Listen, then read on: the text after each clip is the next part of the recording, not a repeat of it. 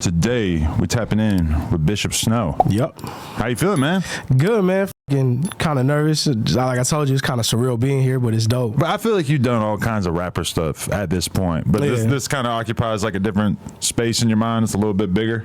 A lot bigger. I mean, you know, that don't take away from the other platforms I've been on, but I mean, it's definitely like surreal to like work with you and know who you are and know this platform and you know what it really takes. So you know, I appreciate you having me. No, I appreciate that, man. I kept like just seeing like the thumbnails to your videos and shit, and then when I actually started watching some interview clips, I was very impressed and intrigued by how you carry yourself. You got a very different energy than a lot of people out here rapping these days. Thank you. I mean, you know, there's a lot of different personalities nowadays, a lot of different people, but you know what I mean. I just try and maintain to be myself, you know. And we all kind of know that the easiest path towards going viral is just sort of crashing out and acting crazy as and content and stuff. So it's interesting seeing somebody coming out of Southern California who's sort of presenting like a very different version of what a successful young man might look like. I mean, you know, like I said, teach their own, but I just try and maintain and be myself and just, you know, conduct who I am, you know.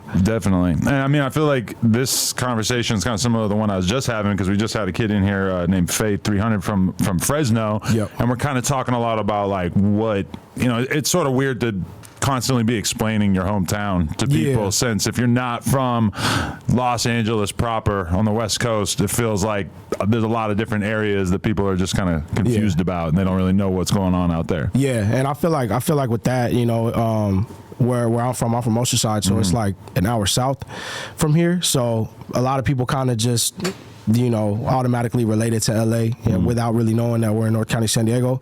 You know, but him being from Fresno is kind of it's farther up north, so I can see like it's probably hard explaining that too. You know, but with Oceanside, you know, it can be difficult because we're 45 minutes north of San Diego, but we're an hour and a half south of LA. See, there you go. Yeah, do you feel more at home with San Diego or LA? I mean, to be real, I feel more home at Oceanside. I kind of, you know what I mean? They each have their differences. My dad's from LA, so, you know, I was up here a lot as a kid. My aunt would take us to Dodgers games as a kid. When my grandparents first got out here from Mexico, my dad's parents, they were in Watts, and they had my dad in Watts, but my dad grew up in Almonte in San Gabriel Valley. And then when my mom got out here from the Midwest in '84, she was in South Central, but she ended up going to Hacienda Heights. So, you know, coming up here a lot as a kid, you know, I was just used to the two, but being out there in San Diego, in Oceanside, and going to San Diego a lot as a kid, you know, it's kind of, I don't know, I feel like I honestly been to LA more than I've been to San Diego a lot of the times. There's a little bit more to do out here, so there might be more attractions. Sometimes. I mean, I've been going to a lot take anything away from SD. Going to a lot of Padres games lately though, so you know, I like going down there, but San Diego does have a lot to do, and you know, even past that, going to TJ and shit. So I was just in Temecula, and so when I was down there, I'm seeing the signs on the highway for Oceanside and shit, and I'm just wondering, like, I'm thinking, like, you know, I'm starting to like watch some of your shit and like learning a little bit about it, but I'm like, I guarantee if I get off here and we go for brunch downtown or some shit, that I'm probably not gonna really like peep any of the shit that's actually going on that you be talking about. They kind of changed it over the past like 10 years, I would say. Oceanside was, you know, it's really just based off of the military. So it's a military-based town because Camp Pendleton is right next to it. And Pendleton is the second biggest military base in the world. And people don't know that like entire economies and small towns can pop up and like just create little universes just based on there being a military base, because there's so many businesses that have to exist to even just like take care of that group of people. Exactly. So like downtown has a lot of like dry cleaning, like for like militaries and stuff like that, like basically where people like take their camis and shit. But I mean, downtown, a lot of landscapers from other areas, specifically like Orange County, from my understanding, they basically came in and bought a lot of that land, because when I was growing up, a lot of that was just dirt fields, and really the only landmark we had was like the house from Top Gun. You know what I mean? That was like the only thing we really had. Just randomly they shot scenes there? Yeah, so the scene where I mean, I'm not too familiar with the first Top Gun, but the scene where he goes to his girlfriend's house on the motorcycle and pulls up to the house, and then you can see the Oceanside Pier in the background. Oh, nice. That's downtown Oceanside. And so over time, the neighborhood around it kind of just deteriorated. That became like a trap house, from my understanding. When I was a kid, that was like a dope house. And then basically they took the house, renovated it, and then put it in front of one of the new hotels that's right there and turned it into like a fucking pie shop. Wow, really? Yeah. So like I said, so a lot of developers came in and bought that land, and now we have 2 hotels downtown, which I mean the rooms are like $500 a night with rooftop bars and everything surrounding it is just building up. Interesting. So do you know how your parents ended up in Oceanside, or was that like where you were born? Military. So my dad was in the military. Okay. So my dad, I mean the story's kind of choppy from my understanding because my dad didn't really explain it too much, but he kind of, But you already have like way more of an understanding of your parents' background than the average person that I talk to. When you're talking about like knowing what high school your mom went to and shit, like people don't really know that on average. I mean, my dad, I didn't talk to my dad for like 10, 12 years. So like, a lot of the information that I got was more so recent. So even like finding out about like my grandparents and shit like that, or where they're from and in Mexico and all that, like I kind of found out that all later, Interesting.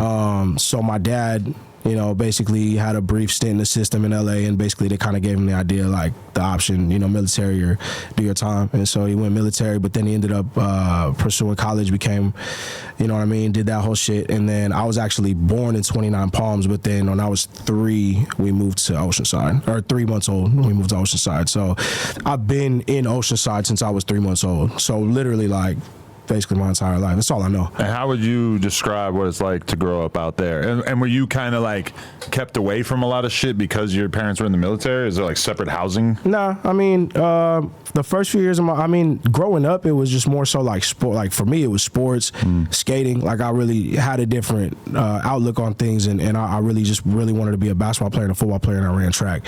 So my parents did athletics. My dad was a football player. My mom ran track. So athletics was really the way to go for me. And then not, having my dad around for a long time, and kind of the things that kind of transpired when I was a kid with my dad being around. I mean, I don't talk about it too much because I don't like, me and my dad are cool now, so I don't want to throw him under the rug or nothing, but. Okay. So.